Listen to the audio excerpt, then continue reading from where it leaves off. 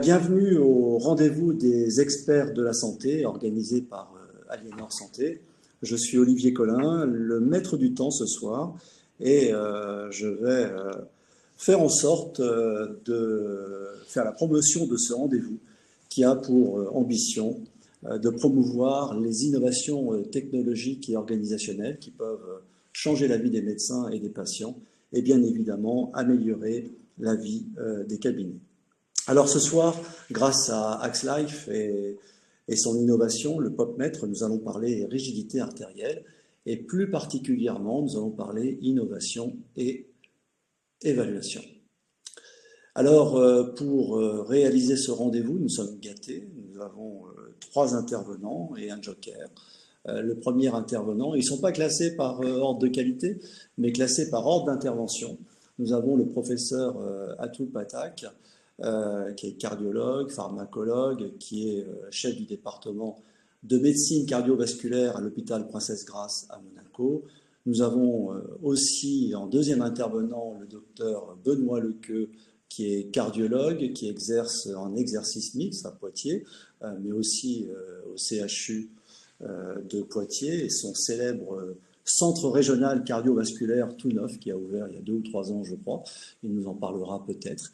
Et puis, nous aurons un intervenant tout à fait passionnant aussi, le docteur Serena Zanelli, qui est la directrice scientifique chez AxLife et qui nous parlera intelligence artificielle, mais plus précisément, qui nous parlera de deep learning. Vous êtes, et puis j'allais oublier le joker, bien évidemment. Le joker, c'est Alexandre Play, le CEO d'AxLife, qui n'a pas prévu d'intervenir, mais qui est une personne ressource et qui pourra, en fonction des questions, naturellement apporter son expertise sur cette belle entreprise qu'il dirige. Ce soir, vous êtes 103 participants inscrits. C'est bien, c'est même très bien. Vous pourrez poser vos questions. Vous avez vu que nous allons avoir 3 interventions et nous allons prévoir 10-15 minutes de questions-réponses à la fin de ce webinaire. Je précise qu'il s'arrêtera à 19h50 précise et donc le temps nous est précieux ce soir.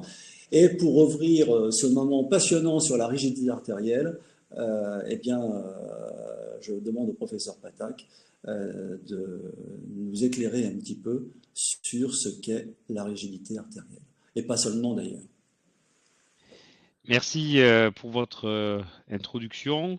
Donc moi j'ai une double tâche, c'est vous partager les dernières recommandations de l'ESC 2024 qui viennent d'être publiées et présentées à Londres il y a quelques jours et faire en sorte de vous sensibiliser à l'intérêt de cet outil qui est la rigidité artérielle. Alors, premièrement, ces recommandations ne s'appellent plus recommandations pour la prise en charge de l'hypertension artérielle, mais recommandations pour la prise en charge de la pression artérielle augmentée. Pourquoi ce pas de côté? Eh bien, parce que l'on sait qu'en fait, il y a une relation intime entre l'augmentation de la pression artérielle et l'augmentation du risque cardiovasculaire et que cette relation démarre très tôt. Dès 120 mm de mercure pour la systolique et 70 pour la diastolique, on a une augmentation du risque cardiovasculaire. Et donc, même si la définition de l'hypertension artérielle n'a pas changé, ce sont des patients qui ont une pression artérielle supérieure à 140/90 en consultation, il y a une nouvelle nosologie avec ces patients qu'on va appeler intermédiaires ou à pression artérielle augmentée. Lorsque la pression artérielle systolique est entre 120 et 139, ou la pression artérielle diastolique entre 70 et 89, eh bien, vous avez des patients qu'il faut identifier, puisque si le risque cardiovasculaire est accru, selon la méthodologie score 2 ou score 2 OP, ils seront redevables d'un traitement de cette pression artérielle et donc de leur risque cardiovasculaire. Autre point important, à côté du calcul traditionnel du risque cardiovasculaire, il y a certains modificateurs de risque spécifiques qui sont représentés sur cette diapositive. D'un côté, ceux qui sont liés à la maladie cardiovasculaire de la femme enceinte, que ce soit l'existence d'une prééclampsie ou d'une éclampsie, mais également la notion de fausse couche spontanée ou d'hypertension artérielle de la grossesse. Ces éléments vont moduler le risque à la hausse. Et puis, les facteurs de risque, je dirais, plus disparates, mais qui ont été déjà identifiés dans d'autres recommandations, les maladies inflammatoires chroniques, les conditions socio-économiques et l'histoire cardiovasculaire d'événements précoces sont des éléments qui vont nous permettre de revoir le risque de ces patients à la hausse.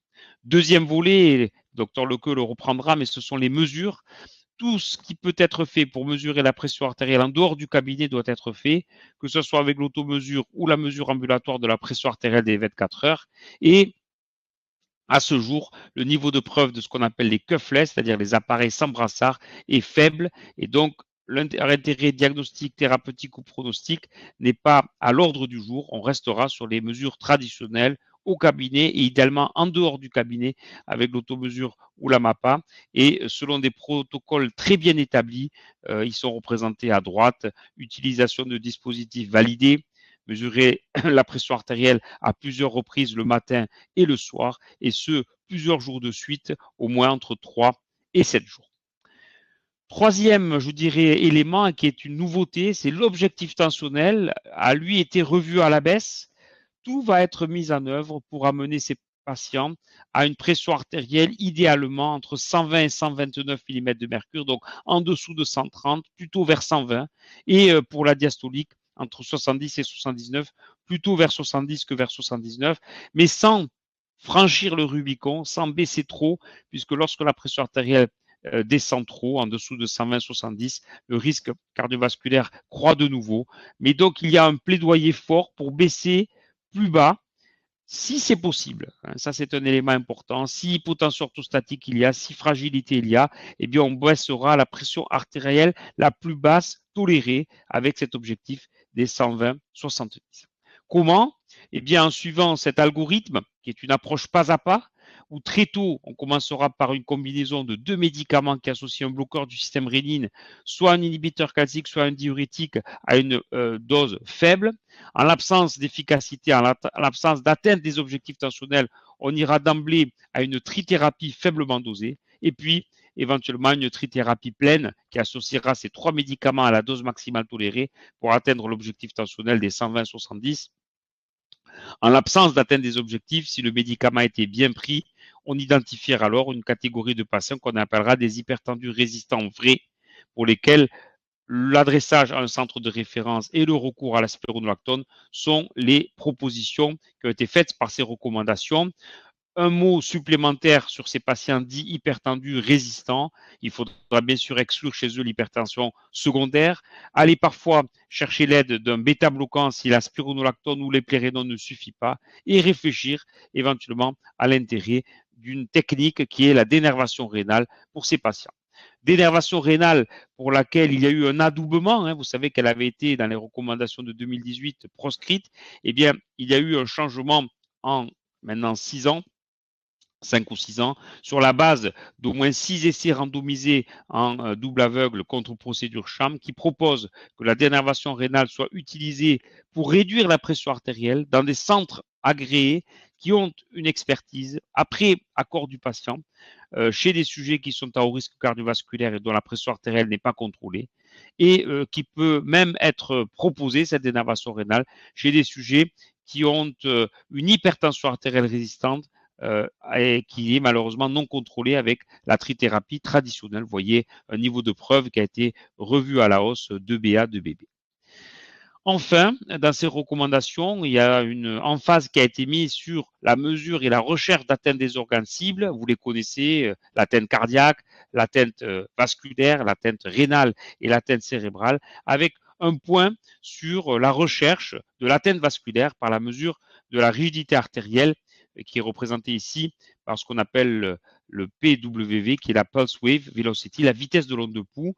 Et donc, c'est la deuxième partie de ma présentation. Qu'est-ce que c'est que cette rigidité artérielle? Eh bien, en fait, c'est de la perte de la compliance des vaisseaux. Les vaisseaux, vous le savez, ont cette capacité, de par leur structure élastique, d'absorber l'ondée de choc, d'absorber l'ondée systolique et de la propager tout au long de l'arbre artériel. Eh bien, lorsque vous avez une rigidité artérielle accrue, du fait de calcification, du fait d'une modification de la paroi, eh bien, cette vitesse de l'onde de pouls va augmenter. C'est une manière indirecte d'apprécier l'atteinte de l'organe cible qui est le vaisseau et d'identifier des patients dont on dit qu'ils ont une rigidité artérielle accrue. La chose importante à retenir, c'est que c'est cette rigidité artérielle accrue qui fait le lien entre probablement une augmentation de la pression artérielle et des complications cardiovasculaires, que ce soit la perfusion coronaire ou que ce soit le remodelage myocardique avec une prévalence accrue de la fibrose myocardique, de l'hypertrophie cardiaque et de la dysfonction, qu'elle soit systolique ou diastolique, chez les sujets hypertendus qui ont une augmentation de cette rigidité artérielle. Au-delà, cette rigidité artérielle a été associée à un grand nombre d'autres complications, non seulement les atteintes d'organes cibles du patient hypertendu, mais aussi des anomalies métaboliques, des anomalies hormonales ou voire même des complications. Et donc, il y a une véritable nécessité à identifier des patients qui ont une rigidité artérielle accrue. En fait, quand la rigidité artérielle augmente, eh bien, elle précède souvent l'apparition de complications cardio-métaboliques. Dans ce travail, vous le voyez, les patients qui ont une rigidité artérielle accrue sont ceux qui auront le plus de malchance de développer très tôt soit une hypertension artérielle, soit des troubles métaboliques. Au-delà, cette rigidité artérielle a été identifiée comme un marqueur de risque, mais surtout un marqueur de pronostic. Et systématiquement, dans les méta-analyses, les patients qui ont une rigidité artérielle accrue payent un lourd tribut aux maladies cardiovasculaires. Ils font davantage d'événements, ils meurent davantage de maladies cardiovasculaires et ils ont même une augmentation significative de leur risque de mortalité totale. Et c'est pour cela dans les recommandations européennes de la Société d'hypertension artérielle et dans les recommandations européennes de la Société européenne de cardiologie, l'identification de cette rigidité artérielle accrue par la mesure de la vitesse de l'onde de pouls est un élément qui est proposé pour dépister l'atteinte de l'organe noble qu'est le vaisseau. Pour y arriver, on dispose d'un certain nombre d'outils. Aujourd'hui, nous parlerons du POP-mètre, qui est un outil très intéressant, non invasif, qui permet très rapidement, en moins de 2 minutes, non seulement de mesurer bien sûr la pression artérielle centrale, la vitesse de l'onde de pouls et même de permettre d'identifier les patients qui ont une altération de la vascularisation périphérique avec le calcul de l'indice de pression systolique. Le compte-rendu ressemble à ce qui est présenté sur cette diapositive, vous voyez, avec un paramètre qui est celui qui nous intéresse, qui est celui de la vitesse de l'onde de pouls. Dans ce cas précis, vous voyez une vitesse de l'onde de pouls qui est de 19 mètres par seconde, au-dessus des 10 ou 12 mètres par seconde qui identifient des patients au risque, patient qui est donc au risque d'avoir une rigidité artérielle accrue, à haut risque d'événements cardiovasculaires. Donc, en pratique, ce que j'ai voulu vous partager durant ces quelques minutes, c'est d'une part l'importance des recommandations avec l'objectif d'aller plus bas que bas, d'identifier les patients au risque et de se servir donc de la rigidité artérielle pour identifier ces patients au risque cardiovasculaire, de vous montrer l'importance de cette rigidité artérielle accrue pour identifier les patients au risque cardiovasculaire et de vous sensibiliser à un dispositif d'intérêt qui est le POP-mètre pour identifier ces patients qui ont une rigidité artérielle accrue. Pourquoi? Car non seulement vous allez identifier des patients qui ont une maladie silencieuse à haut risque, mais vous pouvez aussi, grâce à cela, identifier ceux de vos patients qui doivent bénéficier d'une intervention plus importante en termes de management du risque cardiovasculaire, puisque diminuer cette rigidité artérielle, améliorer le contrôle des facteurs de risque cardiovasculaire, réduit le risque d'événement. Voilà pour ma partie. Et je redonne la parole à notre modérateur. Merci, professeur. Vous êtes vraiment dans les temps, mais je suppose qu'il y aura plusieurs questions pour vous à la fin de ce webinaire. Et puis, maintenant, ce qui va être intéressant, c'est de voir un peu, grâce à Benoît Lequeux, son approche très visionnaire dans ce domaine, de voir l'impact de cette innovation, à la fois sur la mesure, mais aussi sur l'interprétation de ces données. Bonjour à tous. Alors, je partage mon écran. Donc, on vous a parlé de la mesure de la pression artérielle. Et moi, j'ai appris de mes maîtres en hypertension artérielle que la première chose, c'était de sécuriser la mesure de la pression. On va prendre des décisions pour mesurer la pression artérielle. Et mon maître Daniel Herpin m'avait toujours dit quand j'étais interne, il va falloir absolument que tu sois sûr que la pression artérielle que tu vas prendre est la bonne et est-ce que celle que tu utilises est la bonne pour prendre les bonnes mesures. Donc, moi, je travaille à Poitiers, en effet. Donc, on va parler un peu de ce qu'on peut utiliser comme mesure de la pression artérielle. Donc, il y a deux types de mesures qu'on peut prendre. Vous voyez qu'on a les mesures invasives et les mesures non invasives. Sur les mesures non invasives, vous avez les méthodes qui sont dites occlusives, qu'on utilise en standard. Puis, vous avez toutes ces nouvelles techniques qui sont dites cuffless, donc qui sont non occlusives. Et là, vous en voyez un certain nombre arriver, que ce soit les bracelets connectés qui sont ceux qui sont le plus développés actuellement, mais on peut le prendre au niveau du thorax, au niveau de l'oreille, au niveau de la face, au niveau, enfin, il y a plusieurs techniques en fait pour mesurer cette pression cuffless.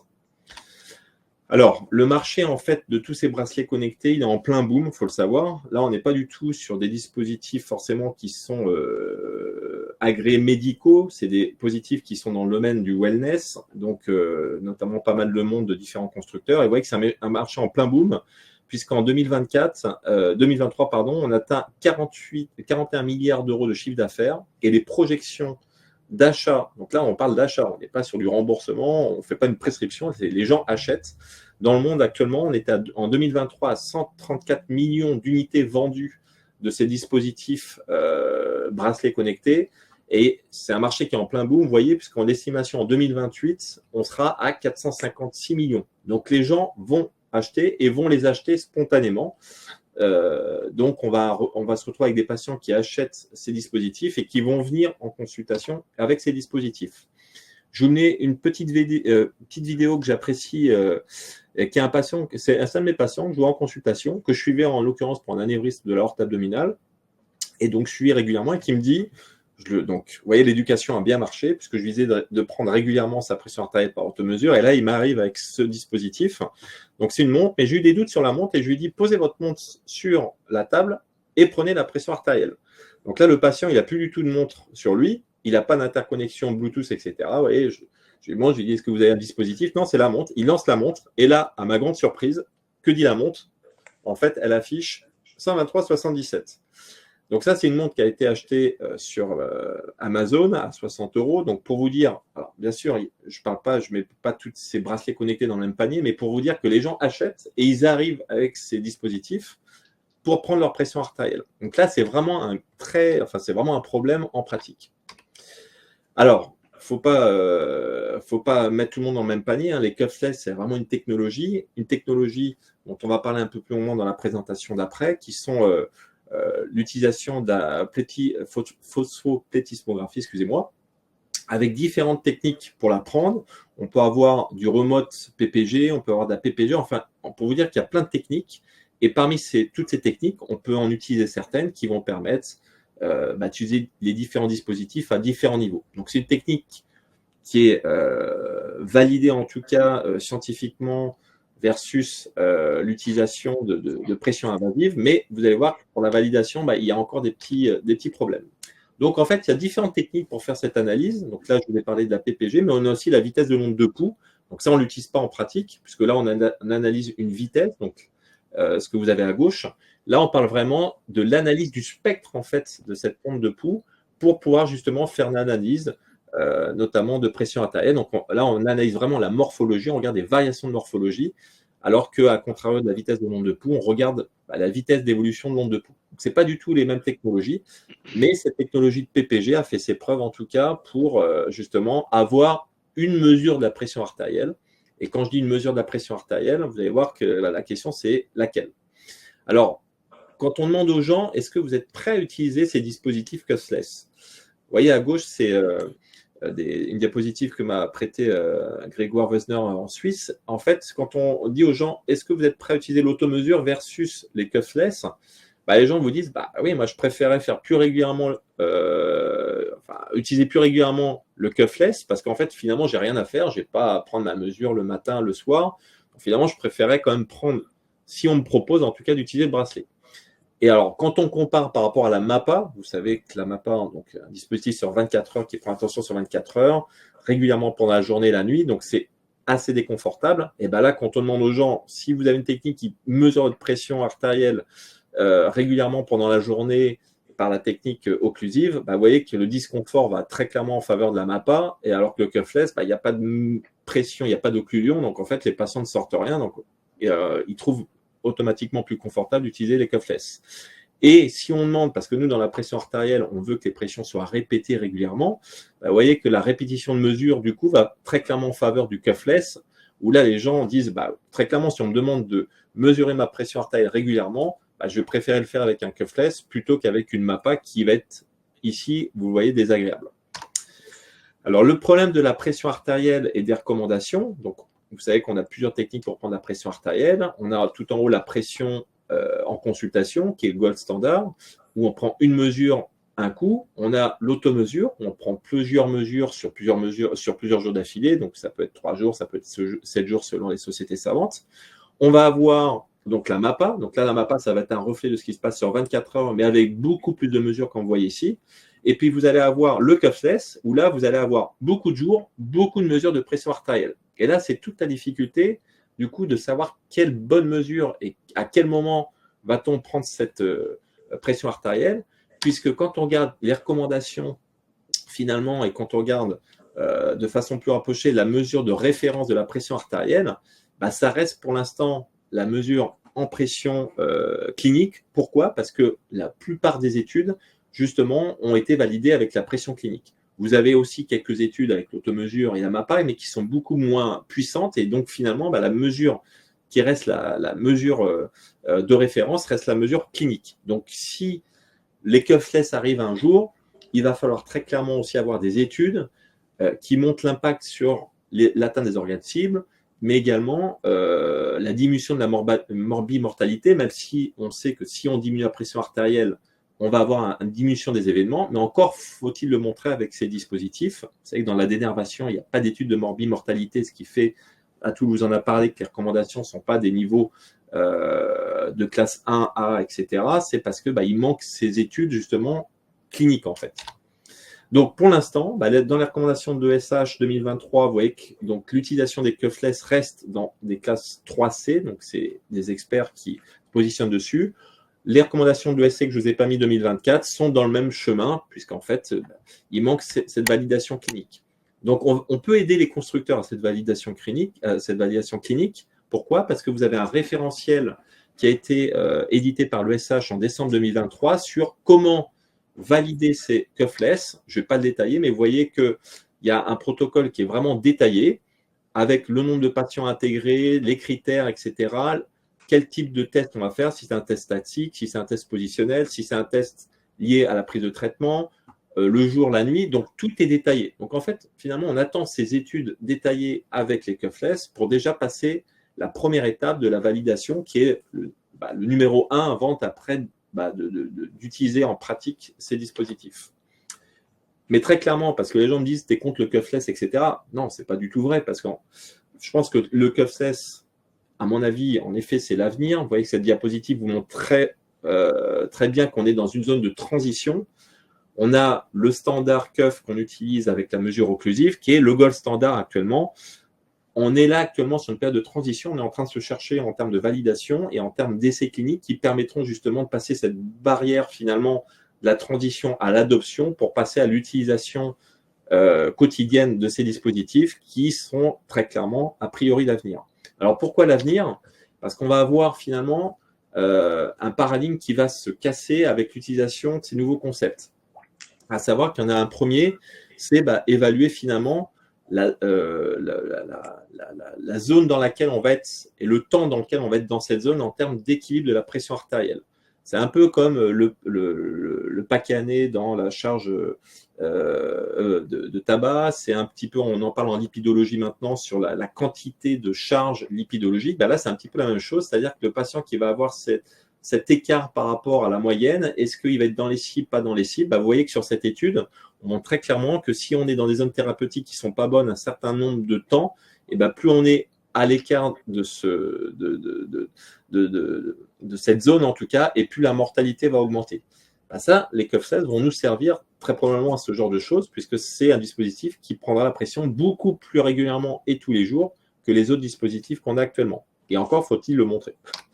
Ensuite, il y a une deuxième chose, c'est l'appréciation de la variabilité et de cette variété de la pression artérielle qui est extrêmement dure à apprécier par des techniques soit de MAPA, soit d'automesure, puisque le cuffless peut prendre une mesure qui est continue. Et vous voyez que tout à droite, on va avoir cette variabilité qui va être à très court terme, mais à moyen terme et également à long terme. Donc, on a toutes les tranches de variabilité et donc, il va falloir savoir où se positionner. Est-ce que c'est le matin? Est-ce que c'est après manger?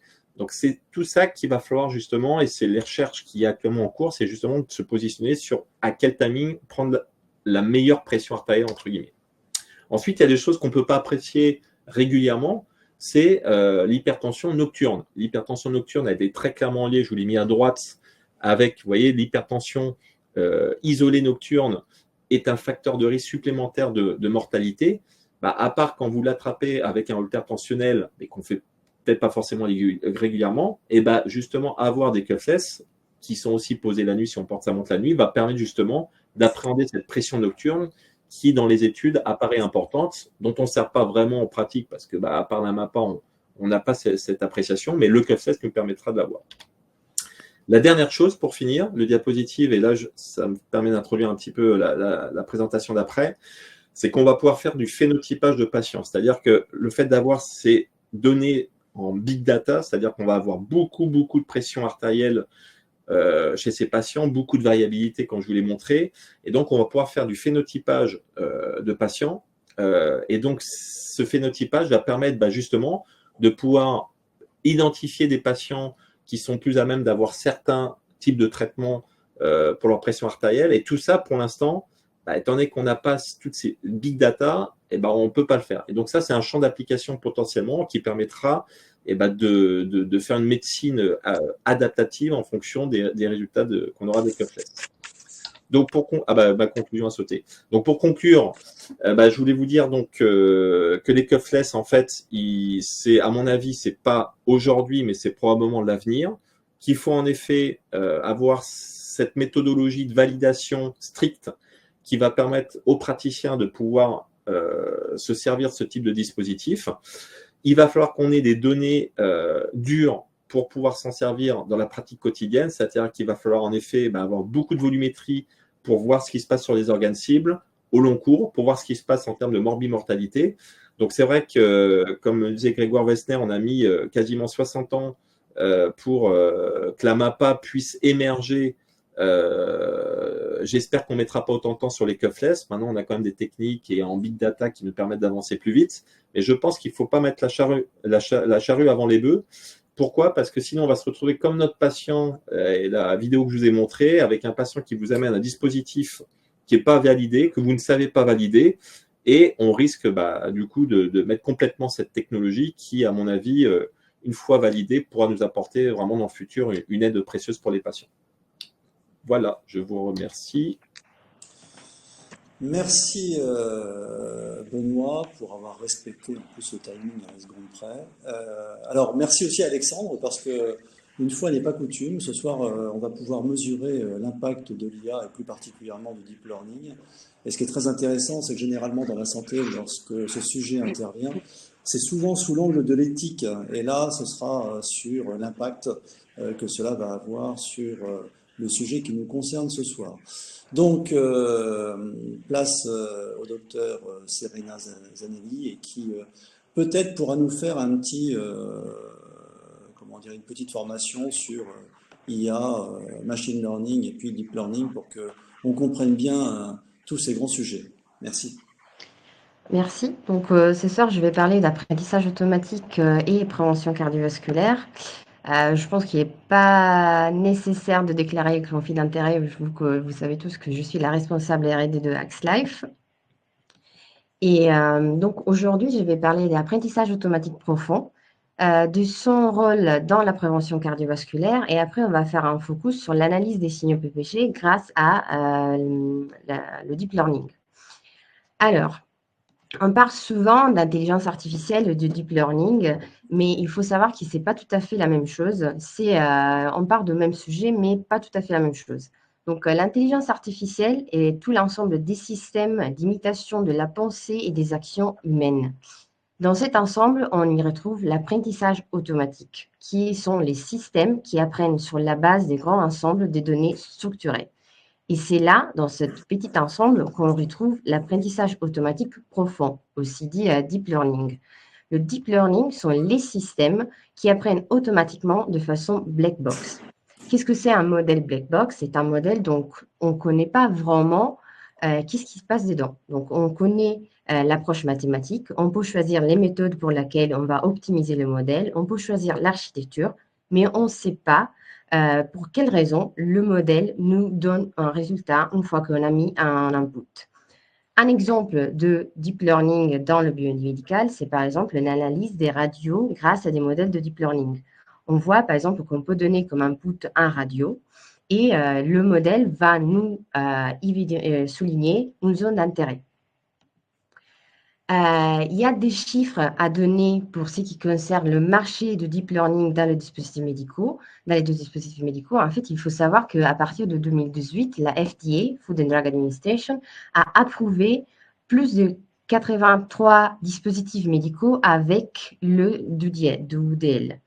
Et en plus, il faut savoir que 96% des dispositifs médicaux qui ont du DL dedans ont la certification FDA.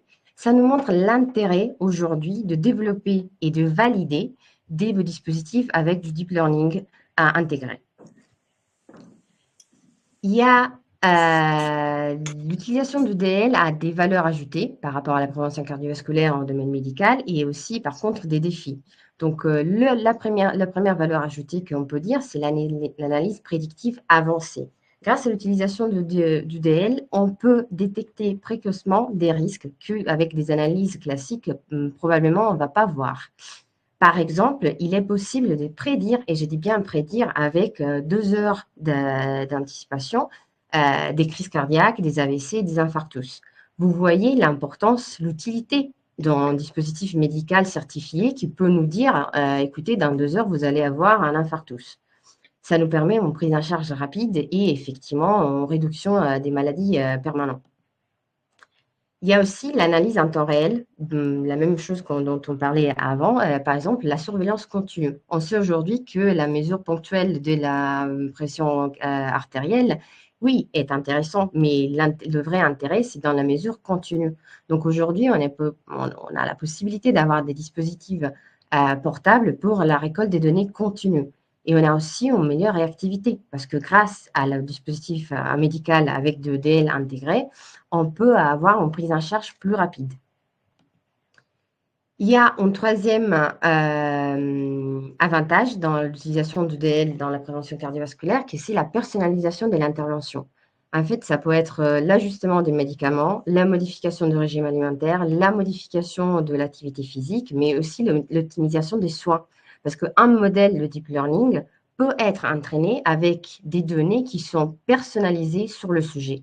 Ça veut dire qu'on peut obtenir un modèle qui reconnaît les données qui viennent d'un seul sujet et avoir des prédictions vraiment classées sur le sujet même. On a la possibilité, avec le deep learning, d'exploiter des données de grande quantité. Et ça, on le sait. On le sait bien qu'une analyse multivariée est beaucoup plus puissante qu'une analyse monovariée. On sait que grâce au deep learning, on peut faire des liaisons entre des variables qu'on ne faisait pas avant. Donc, on a la possibilité d'identifier des facteurs de risque qui ne sont pas évidents avec des analyses classiques. Alors, on dit bien qu'il y a des avantages, mais il faut aussi dire qu'il y a des défis, il y a des challenges, il y a des problématiques qui ne sont pas encore résolues pour aujourd'hui. Une des grosses challenges avec le deep learning, c'est les données. Le deep learning, un modèle de deep learning a besoin d'une quantité énorme de données pour fonctionner, pour être validé. Et il a besoin de données de bonne qualité. Une fois qu'on a des données qui sont incomplètes, bruitées ou mal étiquetées, on ne peut pas avoir confiance dans les résultats qu'on obtient avec le modèle. Il y a des données qui sont hétérogènes. Souvent, on fait des études cliniques multicentriques. Ça veut dire qu'on utilise plusieurs centres de recherche pour récolter les données. Ça nous amène souvent à avoir des bases de données structurées, mais pas structurées de la même façon. Et donc, pour utiliser les données pour un modèle, il faut homogénéiser les données et normaliser, qui est une perte de temps énorme. On a aussi la protection des données. Heureusement, il y a la RGPD qui nous permet d'utiliser, mais de ne pas trop entrer dans la privacy des sujets. Mais ça, c'est une norme hyper stricte et donc c'est difficile de retrouver des données et collaborer avec les hôpitaux. On a dit que le modèle de deep learning est une boîte noire, mais l'interprétabilité et l'explicabilité d'un modèle est nécessaire pour l'intégration dans la pratique de ce modèle. Il faut tout d'abord savoir, mathématiquement parlant, pourquoi on obtient des résultats, mais il faut savoir expliquer physiologiquement aux cliniciens pourquoi le modèle a choisi, a sélectionné une telle ou telle pathologie. Il y a un troisième défi qui est la généralisation à différentes populations. Souvent, on utilise des bases de données qui contiennent des données qui dérivent dans certaines populations, mais il faut savoir que le modèle doit être appliqué à une population générique. Et donc là, il y a une difficulté dans la récolte des données et dans l'entraînement du modèle. Il y a la validation clinique, comme on disait avant, c'est nécessaire pour avoir un dispositif médical, parce que c'est important de savoir que c'est pas que n'importe quel dispositif peut être validé. Pour avoir une certification, il faut passer une certification médicale, et la certification médicale pour un modèle de deep learning est très stricte. Il faut avoir énormément de données et il faut vraiment avoir plein de preuves pour la validité des résultats. Il y a dernièrement un point, je ne dirais pas qu'il y a une problématique, mais c'est une discussion ouverte, c'est l'éthique de l'utilisation des modèles de deep learning. Hypothésons qu'on a un modèle de deep learning qui nous dit qu'un sujet a une telle ou telle pathologie. Et ce n'est pas vrai. Est-ce que la faute, c'est le clinicien qui a mal utilisé le système? Est-ce que la faute est du système même? Est-ce que le patient accepte d'être diagnostiqué par une machine? Alors, il faut savoir que la machine ne va pas prendre la place du clinicien, mais le travail, ça sera plutôt un travail à deux, main dans la main. La machine sera au service du clinicien pour aider et pour conseiller la diagnostic au clinicien. On va parler vite fait de l'analyse des signaux PPG avec du deep learning. Donc, les signaux PPG sont des mesures optiques de la variation de volume sanguin dans la microcirculation. Ils sont des signaux qui nous permettent de faire une analyse cardiovasculaire. Là, on a un exemple d'application de deep learning sur la qualité du signal. On a un signal de le même sujet, le sujet est assis, mais à un moment donné, le sujet commence à bouger. Donc, on voit que dans la première étape, la première partie du signal, on a une bonne qualité, et dans la deuxième partie du signal, on a une mauvaise qualité. Par contre, moi, que je suis clinicienne, je ne connais pas vraiment la qualité du signal. J'ai fait une analyse, je calcule la fréquence cardiaque et j'ai dit, OK, dans un premier temps, j'ai une fréquence cardiaque de 88 et dans le deuxième temps, j'ai une fréquence cardiaque de 180. Alors, si je ne connais pas la qualité du signal, je me dis, le sujet a un problème cardiaque. Par contre, là, ce n'est pas vrai parce que les deux sont physiologiques, mais on sait bien, si on fait une analyse de la qualité du signal, que le problème n'est pas du sujet, mais c'est du signal. Donc, une mauvaise qualité PPG amène à une mauvaise interprétation clinique.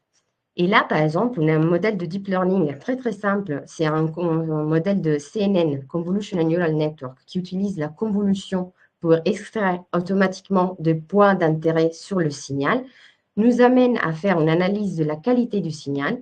Et on voit bien, par exemple, dans l'image à droite, que le modèle est capable d'identifier, dans la deuxième figure en fond, la partie du signal qui n'est pas de bonne qualité, nous permettant d'exclure cette partie de signal dans l'analyse. Une autre approche, une autre application des modèles du deep learning sur les signaux PPG, c'est par exemple l'identification du diabète. Le diabète modifie la forme de l'onde, mais les approches classiques ne sont pas tout à fait fiables dans l'analyse de la forme de l'onde, parce que l'analyse de la forme de l'onde PPG est complexe. On a plusieurs formes. C'est difficile d'identifier des points de repère. Donc, toujours avec des modèles de CNN qui extraient automatiquement. Donc, moi, data scientist, je n'ai pas besoin de donner des indications précises au modèle. Il suffit juste de mettre en entrée les formes de l'onde et de labelliser avec diabète ou pas diabète. Une fois que j'ai fait ça, j'entraîne le modèle et ce que j'obtiens, c'est effectivement une sensibilité et spécificité autour de 75, qui n'est absolument pas mal pour être un modèle qui détecte le diabète en utilisant juste la forme de l'onde PPG, l'âge et le genre. Donc, en conclusion, ce que je voulais dire, c'est en fait que le deep learning amène énormément d'avantages à la prévention cardiovasculaire. Il nous offre la possibilité d'avoir une détection précoce des crises cardiaques, d'arythmies, d'AVC. On peut personnaliser des interventions parce qu'il est possible de entraîner le modèle avec des données personnalisées et il est possible aussi d'effectuer une optimisation de l'analyse des données. Il faut savoir que la plupart de cette approche ne sont pas validées réglementairement. parce que effectivement, la validation clinique reste un point critique dans l'utilisation de deep learning et aussi la récolte des données. Donc, ce que je voulais dire en conclusion, c'est qu'effectivement, il faudra se concentrer sur le développement de deep learning dans le monde médical parce qu'il a énormément d'avantages pour nous. Merci.